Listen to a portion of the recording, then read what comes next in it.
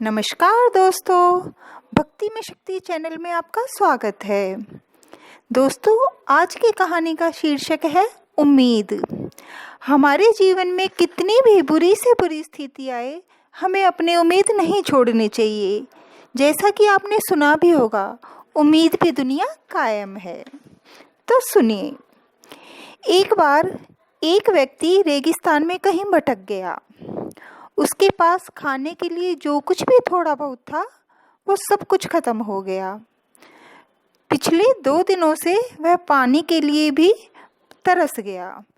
वह मन ही मन जान चुका था कि अगर मुझे अगले कुछ घंटों में पानी नहीं मिला तो मेरी मौत निश्चित है।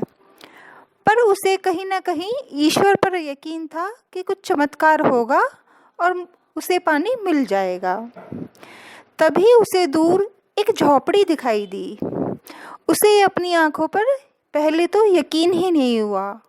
वह सोचने लगा, शायद यह मेरी मृग तृष्णा है और मैं भ्रम कर रहा हूँ, क्योंकि वह इस भ्रम के कारण पहले भी धोखा खा चुका था।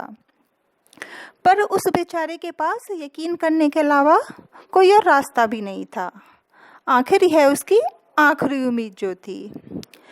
उसने अपने शरीर की बची कुची ताकत झोपड़ी की तरफ जाने के लिए लगा दी।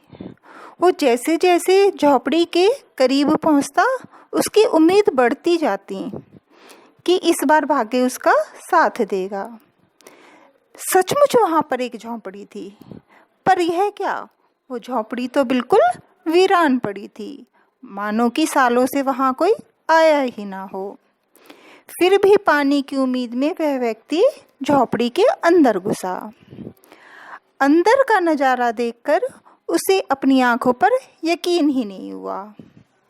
उसने वहां पर एक हैंडपंप लगा देखा। वह व्यक्ति एक नई एनर्जी से भर गया। पानी की एक एक बूंद के लिए तरसता वह तेजी से हैंडपंप की ओर भागा, लेकिन हैंडपंप तो सूखा पड़ा था। वह व्यक्ति बहुत निराश हो गया। उसे लगा कि अब तो मुझे मरने से कोई बचा ही नहीं सकता। वह निराश होकर वहीं गिर पड़ा। तभी उसे झोपड़ी की छत से बंधी पानी से भरी एक बोतल दिखाई दी। वह किसी तरह उसकी तरफ लपका और उसे खोलकर पीने ही वाला था कि तभी उसे बोतल से चिपका एक कागज दिखा। उस पर लिखा था, इस पानी का प्रयोग हैंडपंप चलाने के लिए करो और वापस बोतल भरकर रखना ना भूलना। यह अब उसके लिए एक बहुत अजीब स्थिति थी।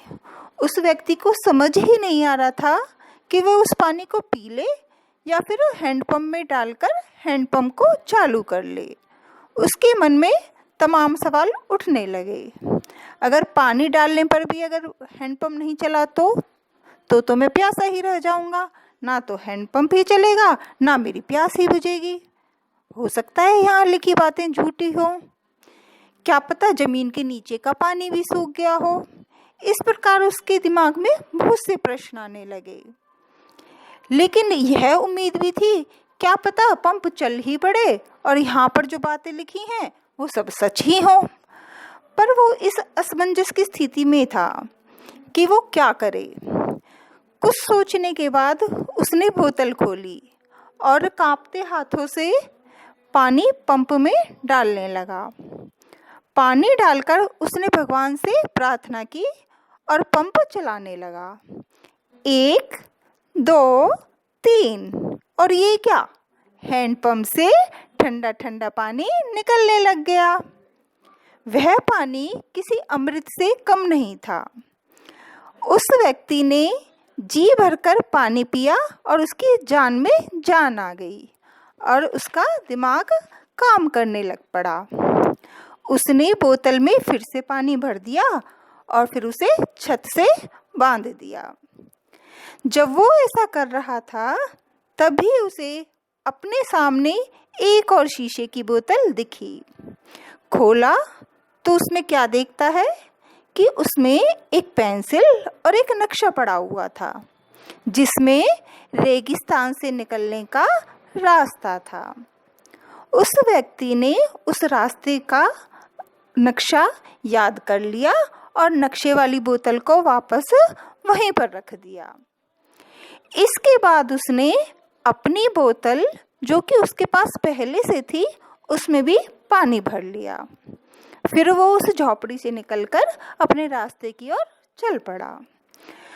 कुछ आगे चलने के बाद उसने फिर से एक बार पीछे मुड़कर देखा और फिर कुछ सोचकर वापस उस झोपड़ी में गया।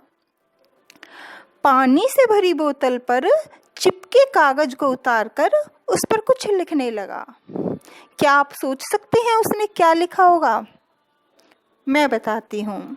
उसने लिखा, मेरा यकीन करिए यह हैंडपंप काम करता है।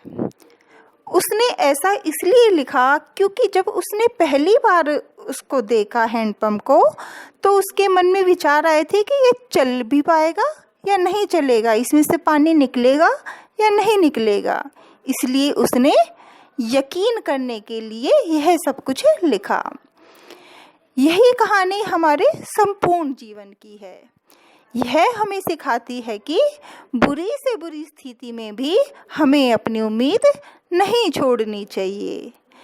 और इस कहानी से यह भी शिक्षा मिलती है कि कुछ बहुत बड़ा पाने से पहले हमें अपनी ओर से भी कुछ देना होता है। जैसे कि उस व्यक्ति ने नल चलाने के लिए अपने पास मौजूद पूरा पानी उसमें डाल दिया। किसी के लिए यह संदेश ज्ञान हो सकता है, तो किसी के लिए प्रेम, तो और किसी के लिए यह पैसा। यह जो कुछ भी है, उसे पाने के लिए हमें पहले अपनी तरफ से उस कर्म रूपी हैंडपंप में डालना होता है और बदले में हम अपने योगदान से कहीं अधिक मात्रा में उसे वापस पाते हैं। जय श्री राधे श्याम।